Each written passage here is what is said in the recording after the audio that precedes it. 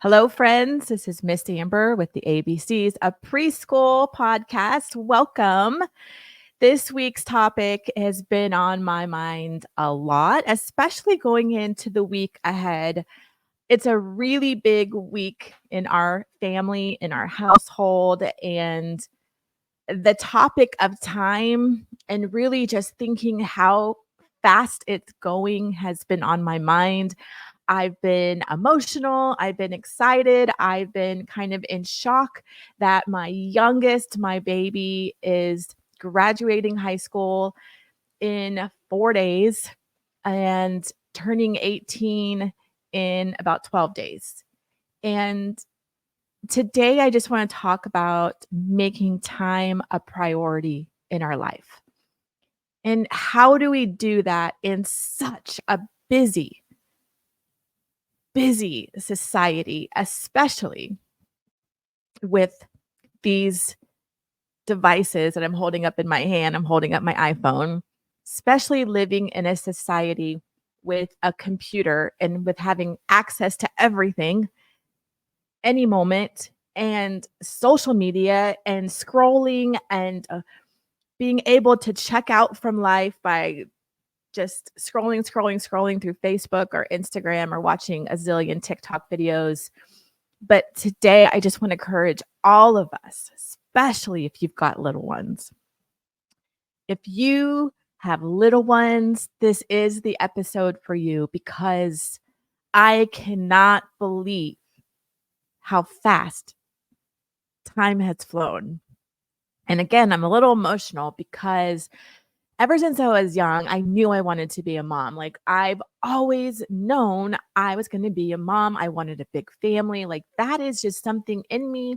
Not everybody's like that. I respect the choice of everyone. But for me, motherhood was my biggest dream. And I love being a mom. Like, I love it. I loved all the aspects of motherhood. And I remember always getting stopped in the grocery store by older seniors and always telling me, enjoy these moments because they're going to go fast. And I would always be like, uh huh, uh huh, uh huh.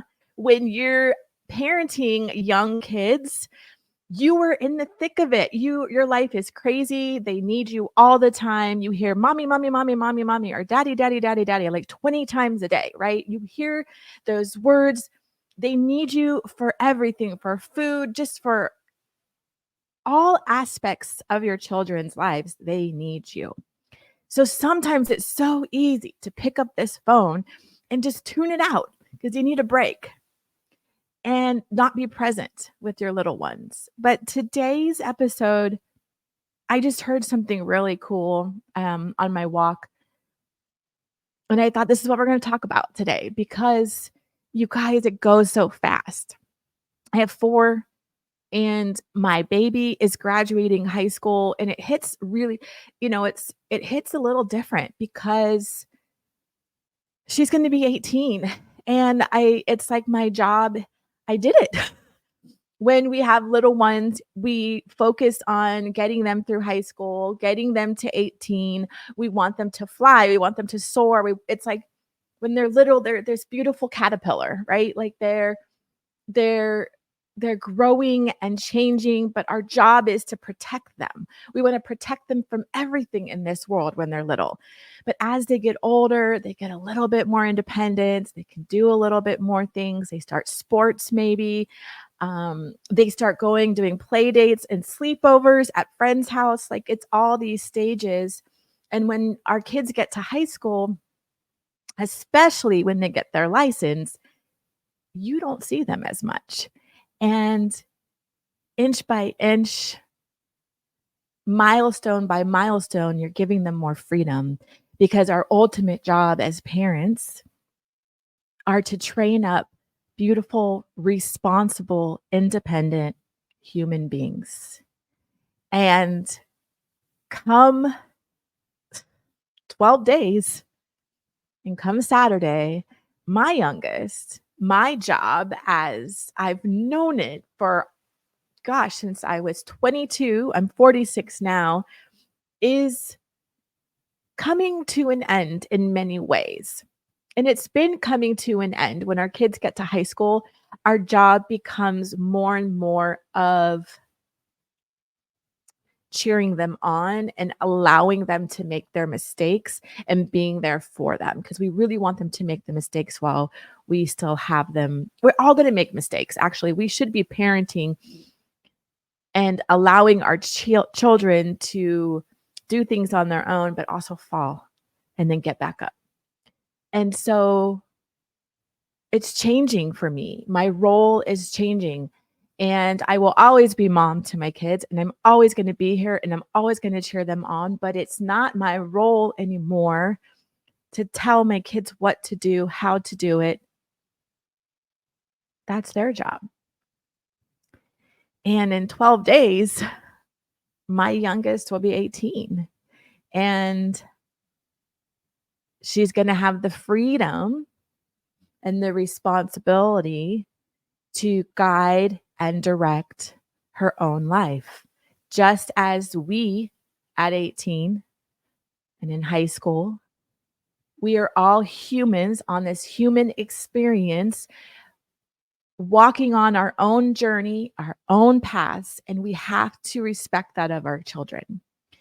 But today's is just about time and making that a priority, and making spending time with our kids a priority. And because it goes so fast, there's so much now that I look back on and think, whoa, I wonder if I would have changed that, if that would have made a difference here, or if I was off my phone more. Like, so here's what I heard today. Time is like an ice cube, which is a really cool analogy. Time is like an ice cube. Imagine going into your freezer and an ice cube falls on the ground. And you just don't want to pick it up, right? Because you know it's just going to melt and it's not going to be a big deal. So you go and run some errands, or you go in the bathroom, or you do whatever. You're gone for a couple minutes, and that you come back and you forget about the ice cube because it's not there. It melted. Think about that in the sense of raising your children. It is like an ice cube. It will melt so fast. And are you prioritizing your time with your children? Are you making that a priority? Because I know how it feels when you are in the midst of it and they're young and they need you all the time. I understand. I remember it felt very overwhelming a lot. But that moment is going to go so fast. Our job, let's see, when I heard when our kids reach the age of 12, I heard this stat too. When our kids reach the age of 12, 75% of our parenting job is over. 75% by the age 12. 90% when they graduate high school. Our parenting job is done. All these years, that's why the years 0 to 5 are so critical. It's like laying this foundation for the rest of their life. How much time are you giving your kids? How much are you making them a priority? I thought I did a pretty good job. I always managed my school and work and family life, but I could have done better. And especially with phones now, phones were kind of a new thing when I was parenting. And that's how old I am. And I think I want to encourage all of us to start turning it off when our kids are present. When my daughter comes home, I know now, like I know, because it's so, my time is almost over. It's like literally seconds from the clock over. And so I know I turn my phone off and I'm just turn the TV off, and I just want to be present with her because I'm soaking in every single second. But what I want to say today is encourage you young parents of little ones to soak in every second, to make them a priority. So, how do we make them a priority in this busy world with all our jobs and all our responsibilities? Here's 3 tips for you. First, just choose it. If you want to acknowledge time is moving so quickly, and that you acknowledge right now, today, this moment, that your time with your little ones are in a blink of an eye. By the time an ice cube melts, your parenting role and journey will be over. It will change. You will always be a parent, but your kids, you're not going to see them every day. You're not going to hear from them every day. They're going to make their own choices. They're going to make their own failures. We cannot protect them anymore. So, our job when they're young is each step of the way, each milestone in their journey, as little ones to elementary kids, to junior high kids, to high school, each milestone is to prepare them so they can fly in this world successfully. So the first thing is really choosing to make time a priority with your children. And so how do we do that? I would say we speak it. We let your partner know. I really want to make spending time with the kids a priority because it's going to be over before we know it. Speak it out loud. Let people know this is what your priority is. The next one is calendar things, because I don't know about you, but for me, if it is not on the calendar, if I do not see it in 3 different places, I forget about it. I completely forget. So when your kids, maybe their soccer schedule or their baseball schedule comes out, or their school calendar, sit down and capture those dates right away. Put all the kids' functions on your calendar. And if you're working, if you've got jobs like all of us, schedule around that. Make their baseball games, their soccer games, their school events, their field trips a priority. I I promise you, you will not regret it. You will not regret going on that field trip. You will not regret going to all their soccer games, because in a blink of an eye, and in the melting of an ice cube, it is over. And let me tell you a story. I remember it was Mother's Day, 2009. My now 22-year-old, who's in the Air Force, was in first grade. And it was about, I think, 7 or 8 days after my bilateral mastectomy, after I was going through my breast cancer. And I remember there was a Mother's Day tea at the school. Not a tea. It was like a Mother's Day, because it was first grade. It was a Mother's Day celebration at the school. I had been in bed pretty much full time. I had drains coming out of my sides. I had 4 drains. Bilateral mastectomy was very difficult of a surgery for me. Um, it was rough. But I remember my aunt was helping me. Thank you, Aunt Anita. It was great. I had 2 of my aunts were taking turns coming all the way from out of town to help take care of me and the kids. And I remember I was not going to miss this Mother's Day event. So my aunt helped me out of bed. My aunt helped me get dressed. I had these 4 drains coming out of me. I was like holding them. She drove me to the school. I remember it was so difficult for me to walk into the classroom, to get to the classroom. By the time I got to my son's classroom, I was like sweating. I was out of breath. I was the last one to get into that classroom, but I was there. I was there. There was no way I was going to miss it. There's no way I was going to miss it. And I was huffing and puffing, but I was there. I could look into my son's eyes, and I was there. And I do not regret that. I do not regret being at most of all my kids' games, like moving my work schedule. I remember at 3 o'clock in the afternoon, I was done with work. I had to be, because I was in the car, I was driving the kids. I don't regret any of it.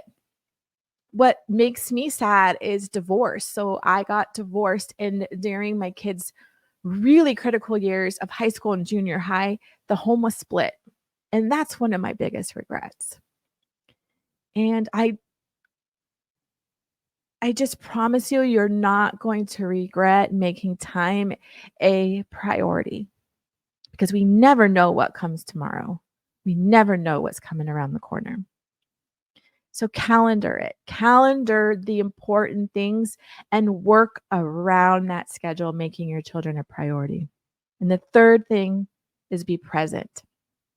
I was just talking with my husband about this. We literally had this talk, and a lot of us with ADHD and our minds just going a mile a minute, it's really easy to get into the phone and just like we have so many thoughts, like going around in our head. But my husband and I just had this conversation with her, and I just told him, Gat, my daughter, she's only going to be here. Her time with us is so short. Like we're not going to really see her anymore. And when she came in, he was on his phone the other night. And I remember the next day I was like, hey, you probably don't even realize you're doing it, but you're on your phone while she's sitting here. Her time here is going to be over so fast. So I'm making it a priority. He's now choosing to make it a priority of even when they get older, when they come in our presence, smile, be happy to see them, put our phones down and give them our attention. And I know they could be telling you a very boring story with so many details. You say, okay, cool. Because they just want to be heard, just like we want to be heard with our partners. So being present with our kids, maybe what it is like Sunday is family day. And you're going to not use your phones very much. Sunday is family day, or maybe Saturday works better for you guys. That's family day. Like that is your day. You aren't going to work and you're going to have family day.